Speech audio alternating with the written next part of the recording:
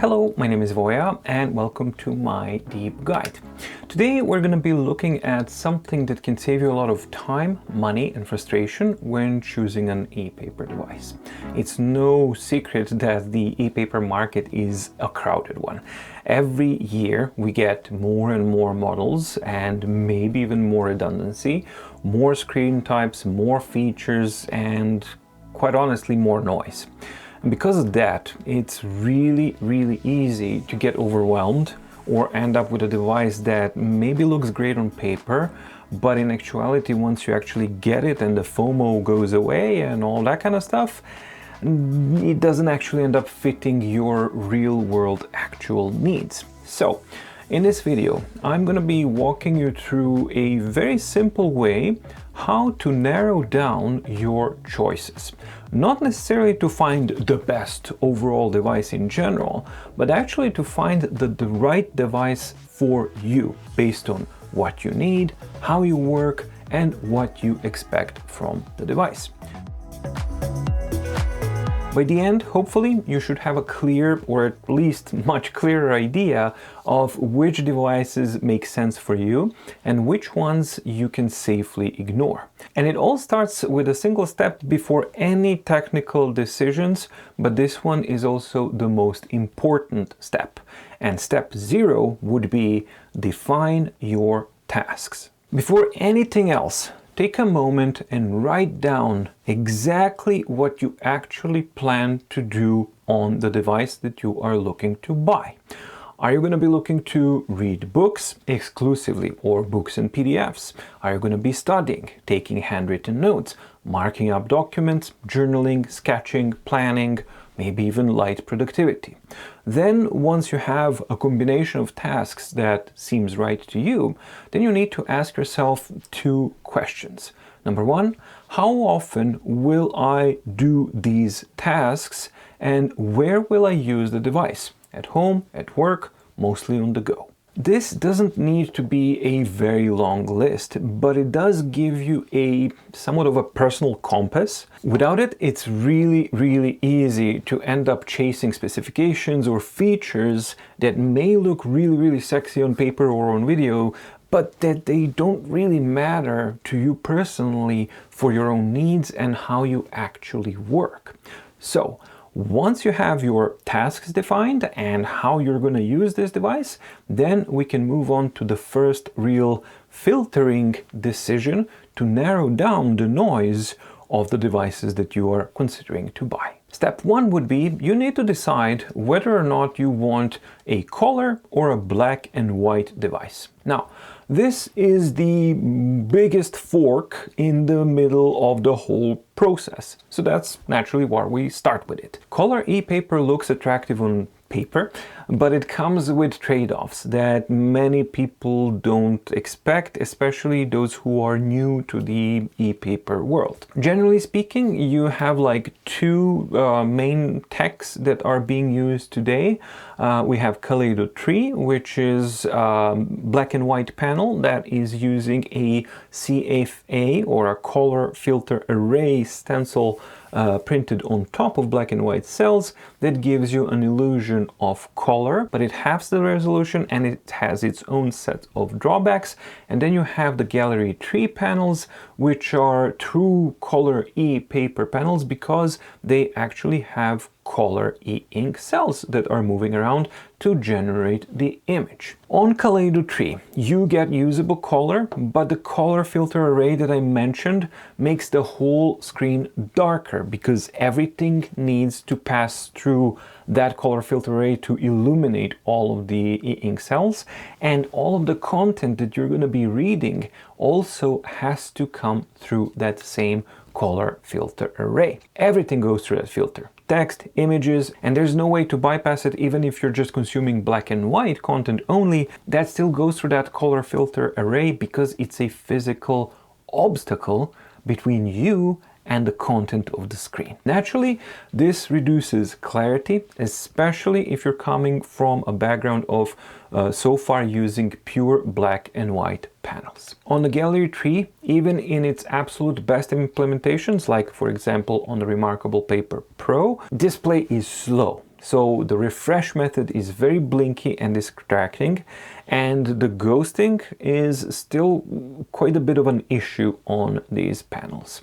They also are quite dark, albeit a little bit lighter than the Kaleido 3 panels, but still quite a ways away and off from the monochromatic displays. Gallery tree is normally fine for static content and just kind of reading and occasional page flipping, but in general it's not that great. It's a compromise that seems to be working in an acceptable way for quite a few people on the Remarkable Paper Pro and Remarkable Paper Pro Move, but it's still a big compromise. So the question that you need to ask yourself is a very simple one.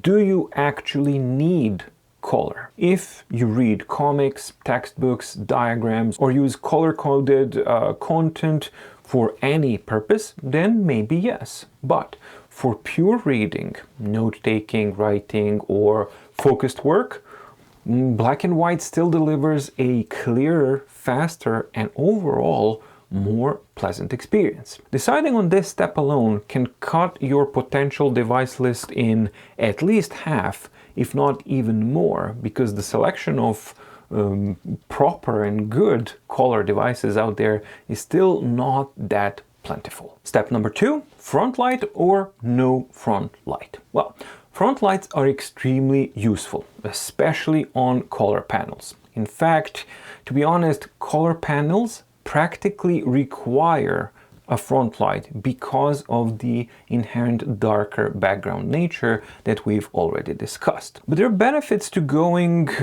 without a front light on monochrome devices, because without a light layer in the stack of the screen itself, the content normally sits much closer to the surface.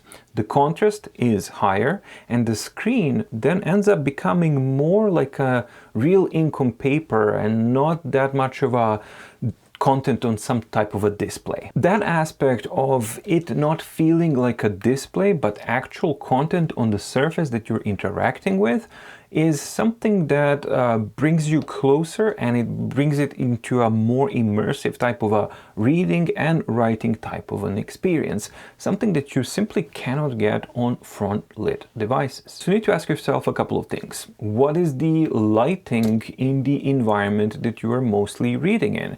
Is it going to be dim, dark, or a normally well lit or average lit type of an environment? And then you need to ask yourself also one key question. What do you prefer more?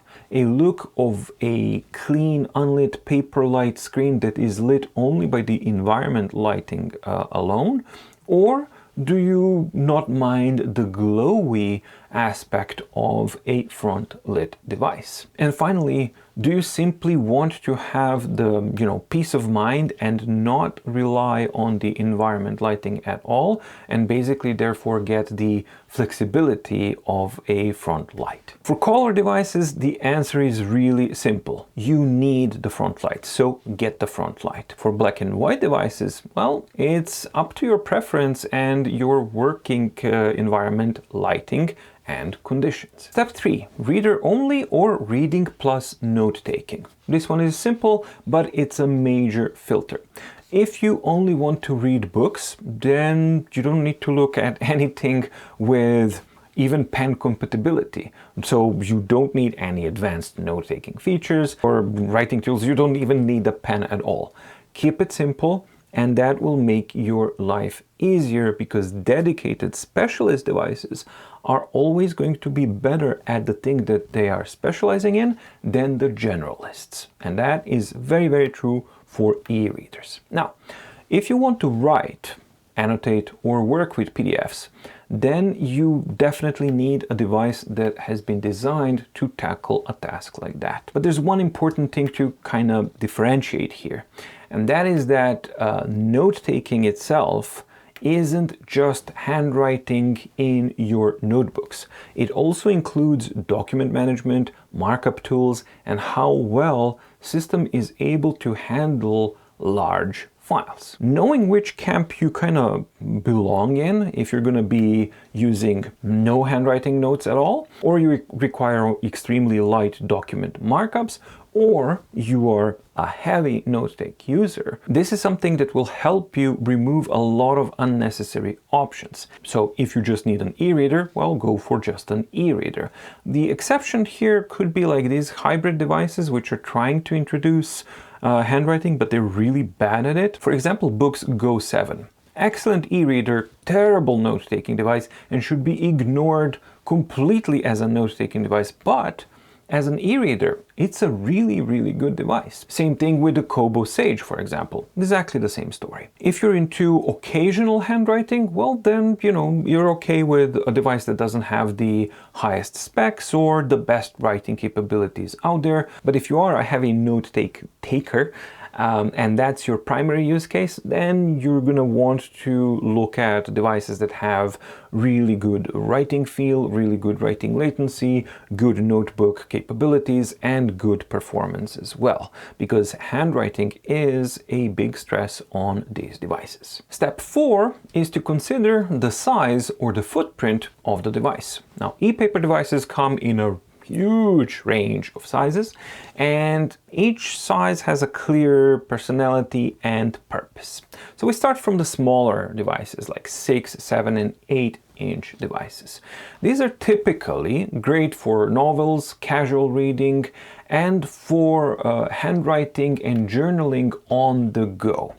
However, they may prove to be too small for large-scale handwriting or large PDFs, processing of large PDFs in any way, shape, or form. Now, this rule doesn't apply to every device out there, because some of the platforms, for example, like Books and Supernote, they are able to handle in a really efficient way landscape format, and then you can read your documents and process them in that manner, increasing the readability and usability of processing PDF files. But some other devices don't handle that kind of thing, like the Remarkable platform. Even though it has that functionality on paper, it doesn't really handle it that well in reality. So you need to do your research and see how important this type of functionality is for your use case. Then we move on to 10.3-inch devices, which is the largest portion of devices out there, and it's considered to be the most balanced size. It's very comfortable for writing, it's very acceptable and functional for reading, it's very functional and acceptable for e-tablet type of functionalities, and it proves to be big enough for just about all workflows. However, it's not pocketable at all, but it's still in the realms of portable, but there it depends on thickness, weight, design, and fragility. So it's something that you absolutely have to take into consideration. How are you going to carry it, where you're going to carry it, and all that kind of stuff. Then we get to the 13.3-inch devices, which are absolutely killer, excellent devices for PDF processing, textbooks, sheet music, professional workflows, integrating split screen functionalities, and all of that kind of stuff.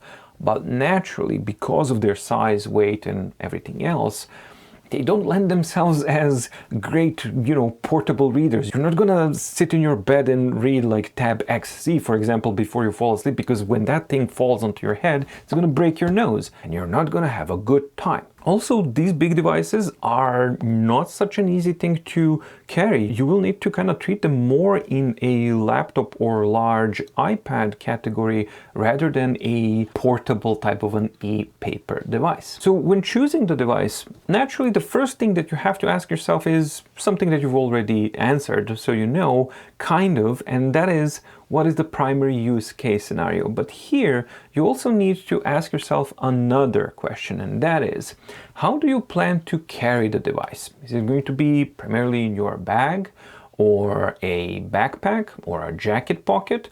Or is it mostly going to stay at your desk somewhere at work or office or, home office or something like that? This kind of practical question can seem easy and kind of pointless, but it's actually a very, very efficient way to narrow down the choice of what is it that you actually need and what are you most likely to use on a day-to-day basis, it can filter things out really, really quickly and efficiently. Then we have step number 5, which is ease of use versus versatility. In this wide array of devices, we also have wide array of environments. And all of these different devices kind of sit in different parts of this complexity versus ease of use spectrum. On the one hand, you have simple, focused, and locked down devices, such as, let's say, Remarkable or Kindle Scribe. Those are quite good examples of that. They're fairly easy to use, they're focusing on distraction-free kind of workflow, but they are also fairly limited, and you're very much locked down to stay within their ecosystem. You have very little wiggle room outside of what the manufacturer is actually offering as far as functionalities go. On the other end of this spectrum, you have fully featured Android 15 tablets like the Boox Note Air 5C. And they're like uber powerful, flexible, run many apps. It can do, screen sharing, split screen, and all that sort of stuff. But with it, it also brings complexity, which is especially true on Boox platforms. And it brings, endless, in some cases, endless menu diving, customization options and potential distractions, and also analysis paralysis and too many choices paralysis, which is a very, very real thing. And I've had quite a few users basically simply go like, okay, sure, I love the Boox thing and I tried it, but I simply can't use it because it's too much. And you have to keep in mind that that's perfectly fine. You need to choose the device that suits you, not the one that's most marketed, most hyped, and deemed by most reviewers or some videos online that is the best thing. It's fine if it's the best overall, but maybe you don't need or want the best. Maybe the best for you is something that's on, 4th, 5th, 7th, 13th place. Who knows? Who cares? As long as it's the right fit for you. So we have Remarkable on one end of simplicity, Boox in the other end, and then in the middle you have something like, Supernote platform would be the best example, and Supernote Manta is an excellent example of that, where the front end, what you interact with, is very simple, uniform, and clean. It's easy to learn, but it hides a lot of capability just under the hood, which is always available to the user to tap into when they need it. It's not something that you're tripping over, but it is available when your needs grow or your expertise grows to actually tap into that potential, which is definitely there. So the real question comes down to, do you want a tool that stays out of your way and just be as minimalistic and simple as you need it? Or do you want a device that is trying to be a jack of all trades? By the very nature, it's not going to be the best at anything, but it might end up being really, really good at almost everything. And there's certainly value to be placed on that as well, especially if that's something that your work relies on. This answer alone is going to further eliminate a huge potential of the market as well. With one caveat, I would also stress that the ePaper market is at the moment also like a hotbed for quite a few junk devices. And these devices are basically, they may seem kind of interesting here and there, but their user interface, the operating system or something may be completely dated or completely obsolete at this point. So I would urge you to do a really, really good due diligence and research if you are leaning towards one of these devices that are not maybe as well known or as well covered by the ePaper community. I won't be naming any names here, but I think that you will find it very, very easily if you find yourself in a, kind of realms of, well, okay, I find it really difficult to find any information on the device. There might be a reason for that. Then we get to step number 6, and that would be the pen technology. We'll keep this one very, very simple. You have two categories, EMR pens or active pens. EMR pens, no charging, excellent writing feel generally, good latency when done well, wide compatibility with third-party pens. If you don't like the one that comes with a device, you are free to replace it with another one that's a better fit for you. And generally speaking, this is the safest choice to go with. Then you have active pens, which when implemented well, like the one on the Remarkable Paper Pro, they can genuinely outperform an average EMR setup, and in some cases dominantly so. But you need to remember that you're going to be limited to that ecosystem and that you lose the freedom, generally speaking, to pick your own pen and in some cases even your own nibs. So if you do care about the writing feel, compatibility, or never ever having to charge the pen, you know, because it's very, very annoying that you just pick up the pen and it just goes like, oh, low battery. It's a thing. Then EMR is usually a much, much better choice, especially in the long run. Step 7 would be the price or your budget. And this step is obviously self-explanatory, but it's important to set expectations and boundaries. Define your maximum budget and remember that the total cost that you may need to shell out may include, depending on your needs and what bundle you get, you may need to pay extra for a case, extra nibs, replacement pens, possible subscriptions. So for example, replacement pens. You buy a Note Air 5C that has a problem with the fitting with the volume button. You may need to buy a replacement pen for that. That's an additional cost. Possible subscriptions. Remarkable has a subscription service that you almost surely will want to go with. Is it a high cost? No, it's not, but it is an added yearly and monthly subscription cost. So something that you need to account for. And then also you have additional accessories, such as maybe you want a keyboard flipbook cover, a stand, or something like that. Generally speaking, it's not really a complicated affair. It's just that you need to kind of bring the price and budgeting into the equation as well once your list has been already filtered down, because more often than not, this final step can add an additional level of clarity on what it is that you actually need or can get versus what you're FOMOing over or gassing over. For those who don't know, FOMO, fear of missing out, gas, gear acquisition syndrome, those are all very, very real things that we are all susceptible to. And you need to kind of recognize, are you currently in that kind of state? And usually this price and budgeting step is quite good to kind of bring everything kind of down to the ground level and help you ground yourself, to ground your decision in reality, in what you need, not just which cloud you're currently floating on, because it's kind of nice to be in clouds. It's fluffy, it's light, and it's a lovely view and all that kind of stuff, but yeah, sometimes we just kind of need to ground ourselves, especially when you need to kind of shell out the cash. In conclusion, if you gather your list of all of the potential devices first, and then you run that list and filter it through these steps in this order, that's the important part, to go through this list in this order, hopefully this picture will become much clearer by the end of the process. You should end up with a very small set of devices that actually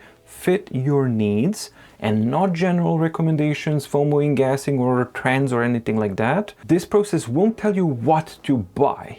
It will just help you understand why a certain device from the list may be the best or the right choice for you and your own specific needs. And in a market that is currently as crowded as ePaper is, that understanding is the most valuable feature that you can actually have, because there's certainly a heck of a lot of noise out there. So my hope with this video is to help you kind of, even if you know these things, maybe kind of remind you of the process, remind you that you kind of need to maybe help ground you, or maybe if you're like very new to all this and you find the whole state of ePaper devices out there overwhelming, which is objectively overwhelming, then hopefully it can help you make more sense out of all of that noise that's currently out there. I hope that this video helped you in some way. If you did, please do like the video and subscribe to the channel if you are not already subscribed, because that genuinely helps the channel grow and